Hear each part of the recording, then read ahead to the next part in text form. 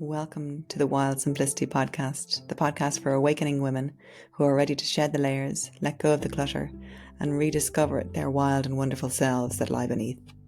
I'm Anna Day, and together we'll explore how to simplify, release what's no longer serving us, and embrace the possibility of living fully in this one wild and precious life. Whether you're a dreamer, a seeker, or someone who craves doing things differently, this space is for you. Let's dive in and awaken the magic within. Hi, welcome back to the Wild Simplicity podcast. This is Anna, and this week I want to talk about all things creation, co-creation, how we create our reality, manifestation, and how I weave that into my life. And it is all these things are such a massive part of my life, and they have been for years. And for a long time, I've kept most of that under wraps, particularly the manifestation, inverted commas, side of it, because manifestation gets such a bad rap in the well-being, the world of well-being and spirituality. And there's a lot of charge around the word manifestation. I don't often use the word manifestation, but I've used it about 10 times already in this podcast. But it's such an important part of my life. I'm finding my ways of speaking about it that has my particular flavor, because I have a different slant to say. Like, I've read The Secret and I saw all the movies and I love all that stuff. I love all the books in those arenas. I love Neville Goddard. I love all the any inspirational content and teachings and books and courses and movies, etc., gets me really excited for this. And I've seen it tangibly in my life, that when I have spent time purposefully setting intentions, that's why I'm so big on intentions as well, because it's all in one. The setting intentions, creating the vision. Some people don't visualize. I am a visual person, so I use a lot of visualization. But the key thing that is missing a lot of the time is the feeling it in our bodies, feeling what it feels like to have the thing we want to have, or to feel the way we want to feel. Because more often than not, it's not about the actual material things that we want. It's about how we want to feel. And so when we can get into our bodies and feel those feelings, that's where the magic happens. And the more and more I do that, the more I see my daily life transform and evolve and transpire in amazing and magical ways that don't seem like they should be real. It's amazing. And I'm obsessed with the quantum as well, the quantum field, where all possibilities exist. All potential possibilities exist around us, and we draw down into our life the possibility that matches to our frequency, to our thoughts, to our being, and our bodies are such a big aspect of this. Years ago, I didn't have the slant of, or the knowledge or the learning of the body and somatics and the visceral aspects of manifestation, of creation in the world. And I kind of separated it out into thoughts and affirmations and visualizations. And I think what I was doing, without knowing it, because I'm a visual person, because when I visualize, it's really strong and I get the sensations and the feelings and the emotions in my body then. So it happens without me having to consciously think that I'm having the emotion and the sensation. So I think that's why a lot of it has worked for me for so long. But really what has amplified it is the somatic work and the releasing and the decluttering and the letting go of stuff in my physical environment, my emotions, as I spoke about in a couple of episodes ago, with the swamping and the letting go, and self-expression as well, expressing myself into the world. And this is part of it here now. So this is like in real time. I'm feeling quite warm, actually. It's a warm day outside, but I'm a little bit sweating because this is quite intense.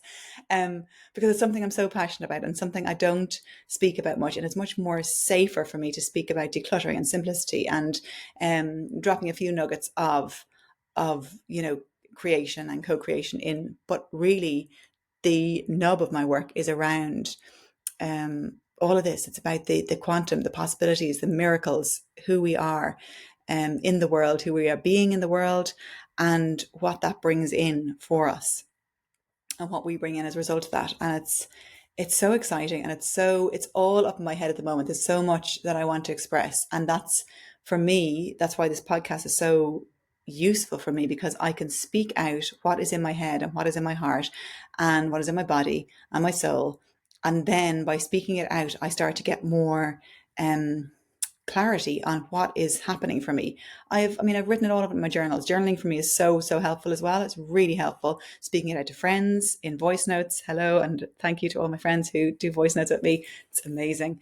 But really having the courage as well. That's what I'm realizing more and more, like having the courage to speak out and to speak as I'm in process. And, there's so many people out there, and so many, entrepreneurial advisors out there saying, don't speak about things until you have it in form and you have it all sorted. And I think there's truth to that sometimes. Like everything, it's all nuanced. Like, yes, there is truth to that sometimes. And then also, we are all individuals. And for me, my process works and is helped by me speaking it out in the moment.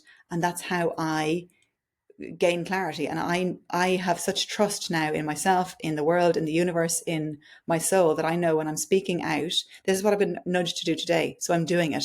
And I know that from this, more clarity will drop in. I'll have decluttered whatever needs to be decluttered energetically around me, my words and my emotions and the energy that has been stagnated within me on this particular topic.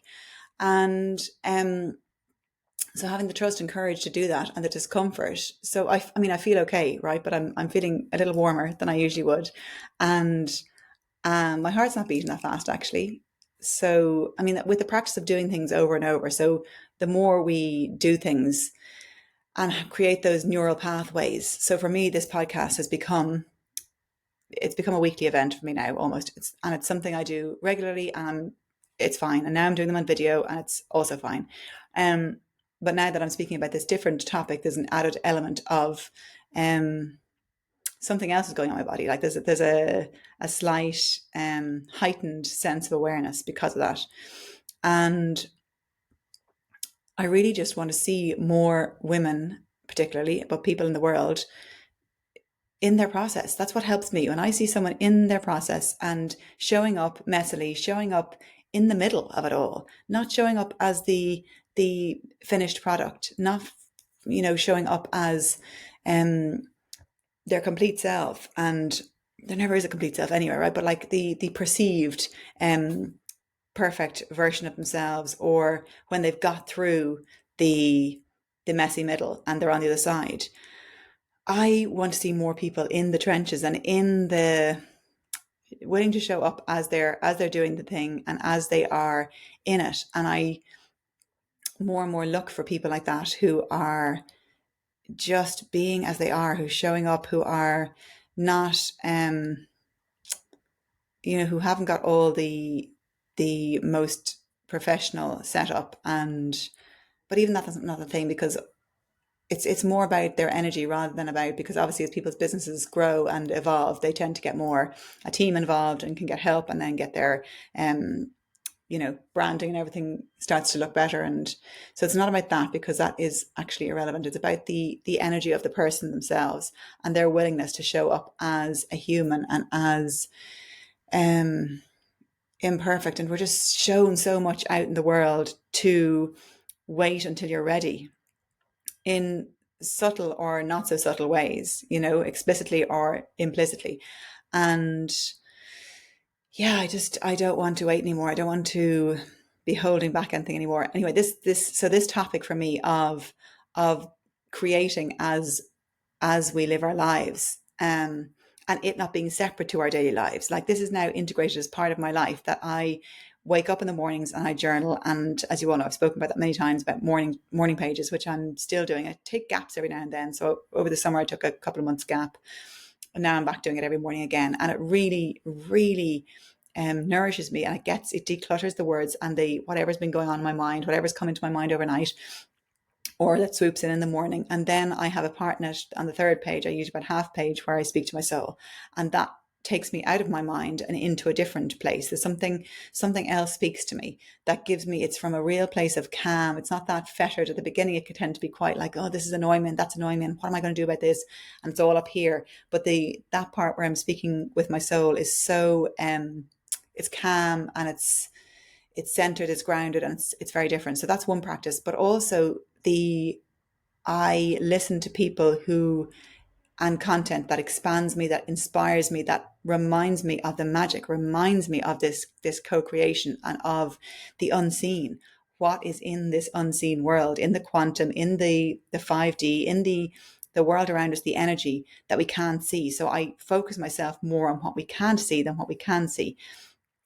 What we can see is obviously very important and very useful, but what we can't see, that unseen world, holds so much that we can't understand it because we can't see it, and we've been told not to look there because you can't see it, so it doesn't really exist. And there's such magic and miracles in this unseen world, and I am beginning to bring language to it and to my experiences and to what way I've danced with it over the years. And now I can feel myself. I've got soup on in the kitchen, so it's in the Thermomix, so I can feel that the Thermomix is about to go off soon and beep and interrupt my flow, but that's fine too. So yeah, this topic for me, I was in the car with the kids and I started talking to the kids a lot about it. Like over the years, I've talked to them about, our thoughts and how powerful our thoughts are. But yesterday we were going to the supermarket, and there was a bit of traffic on the way in, and I was talking about, how we create our reality and how there are multiple timelines at play and how we can pull from whatever timeline we want to by actually feeling the feelings in our body of how we are. So as I'm driving along, I was saying to them, like, let's feel how it feels to be in the flow of traffic or a road that's moving constantly. It's not stop starting, and it's not at a standstill. And on Google Maps, it was red on the, where it shows that there's traffic coming into a town that's near us. And I just kept speaking out loud. Speaking out loud as well is very helpful for me, as you can tell from my process here. But speaking out loud with the kids and talking to them about, like, we can create this reality. We can, like, let's feel the feelings of being in this car and getting to the supermarket with such ease and flow. And then when we get to the supermarket, it's going to be it was a Sunday, so it's usually quite busy. So I was saying, right, we're going to be going around, we're going to find all the things we need to find. It's going to be really easeful. We can feel like when we pick the products off the shelves, how that feels, that we are just so excited that very thing we were looking for is there. And we found parking space really easily. And we were talking through all these things. And as I was talking through these things, the red on Google Maps, which was right directly in front of us, like I was on the road where the red was, it turned blue. And coincidence, I don't know, magic, synchronicity, whatever you want to call it, but it was just so perfect. And the kids were like, wow, look at that. And it was just, and that had happened before, right? Where Google Maps, obviously there's traffic and then suddenly things start moving and it's fine. But it was just it was like a nudge from me, from the universe, of being like, this is the way to be living life, to be feeling the feelings of how we want to be experiencing this life ahead of feeling it, ahead of experiencing it. And therefore we experience it because we've already felt the feelings, we're already in it. And it's so fun. Like it's why not? Because we get to do this. We get to play with this magic and to play with this this force and this ability we have as humans to feel energy in our bodies without us actually experiencing the thing.